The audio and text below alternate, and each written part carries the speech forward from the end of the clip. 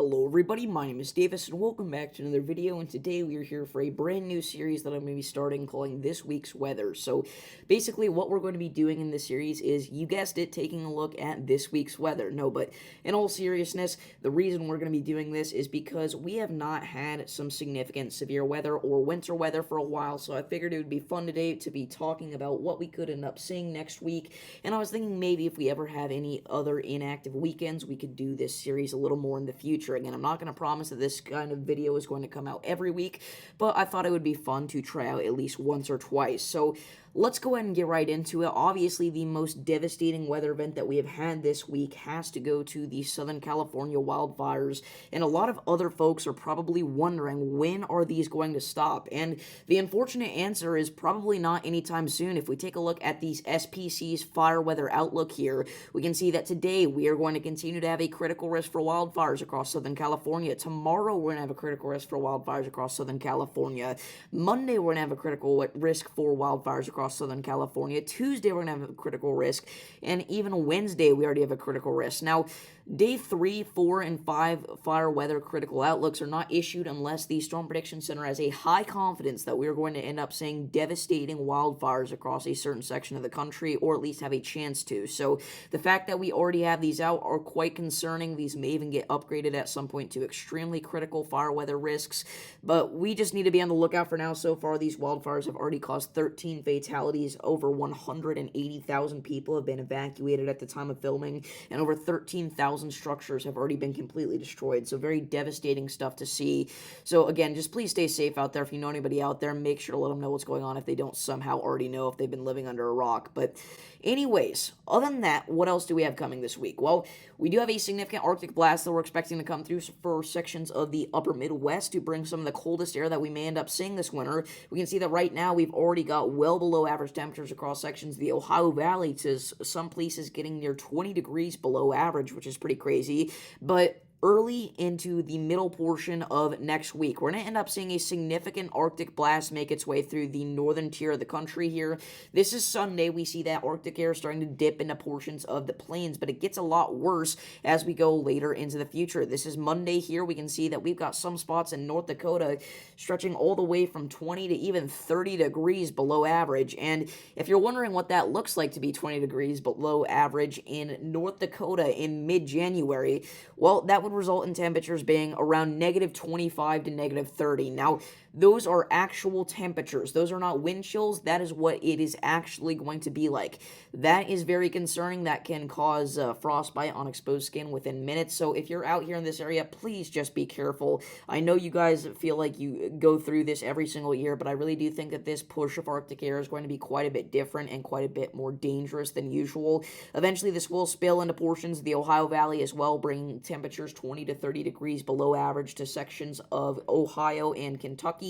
Now, obviously, temperatures aren't going to be quite as low in these areas because temperatures are just normally quite a bit above what they are in portions of the Dakotas. But if we take a look at a sounding here from Kentucky, we can still see that they could be reaching below zero in spots, which is pretty concerning. So please just do be on the lookout for that. Now, what else do we have to talk about? Well, we could end up seeing some thunderstorms in the early portion of next week across portions of Dixie Alley here. The GFS model is showing a signal for a few thunder showers and thunderstorms potentially for areas hugging the Gulf Coast there in the Florida Panhandle and lower Alabama.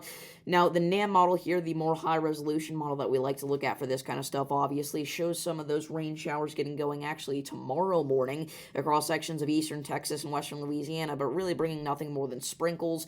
It doesn't really show much of a thunderstorm threat until we get into Monday here. This is Monday morning. We can see that we've got a few stronger thunderstorms lingering just off the Gulf Coast, but a few of them do make their way into areas like the Florida Panhandle there, so that's something to look out for. And the RGEM model here actually does like the idea of a few of those thunderstorms making their way a little bit further inland there potentially. Again, it kind of likes the idea of some showers and thunder showers getting going tomorrow morning and tomorrow afternoon there across sections of Texas and Louisiana. But as we go into Sunday night through Monday morning, again, maybe a few thunderstorms there become strong onshore, so that's something to definitely look out for. And it even likes the idea of some freezing rain potentially mixing in there into portions of Georgia, so that would be something interesting to note just because it is quite rare to see that at this time of year. So Finally, we're going to go ahead and take a look at the lake effect snow threat that we're going to have for portions of upstate New York here over the next couple of weeks. We can see that right now we don't have too much going on, but as we go into Monday, those lake effect snow bands kind of start to kick up there with a clipper system from Canada, and they're going to sit there for days upon end, all right? We're going to be talking about heavy snow across sections of upstate New York, areas like Buffalo, New York, Rochester, New York, even sections of western Pennsylvania and northeastern Ohio may have to look out for some heavy snow from this system as well. But if we actually take a look at the current watches for this event, we can see we've only got winter storm watches in effect for sections of upstate New York so far, but again, that could change at any point throughout this event. So again, stay aware out here. I know this is like the 50th lake effect snow event that you've had so far this winter, so I'm sorry. I don't know what to tell you. I wish I could bring you better news, but unfortunately, that is just the truth. Now, before we kind of wrap things up here, I'd like to quickly give a massive, huge thank you to everybody that's became a member for the Davis S. Weather channel over the past several days, and everybody that's donated to the channel as well. I appreciate you guys so much. We have had an overwhelming amount of support, and I am going to try to get more members content out there for you guys soon. Obviously, we haven't done a lot so far. It has just been very busy weather-wise. I've been sick, everything like that, so I'm sorry I've not gotten more members-only content out there quite yet, but I promise you stuff like that will be coming very shortly. So again, massive shout-out to everybody that has become a member here, everybody on this list. And one other thing that I want to note here before we finish off is that I know I was hinting at potentially doing a winter storm core vlog because it brought significant impacts to portions of the south central United States, but not really my region in particular. And also, I was very, very sick whenever this system ended up hitting. A lot of you guys know this if you've been looking at my community tab, but I slept for 16 hours straight. I have had very bad issues. I'm not going to get into it too specifically, but I've been quite sick over the past several days.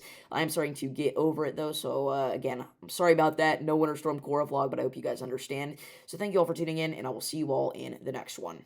Peace.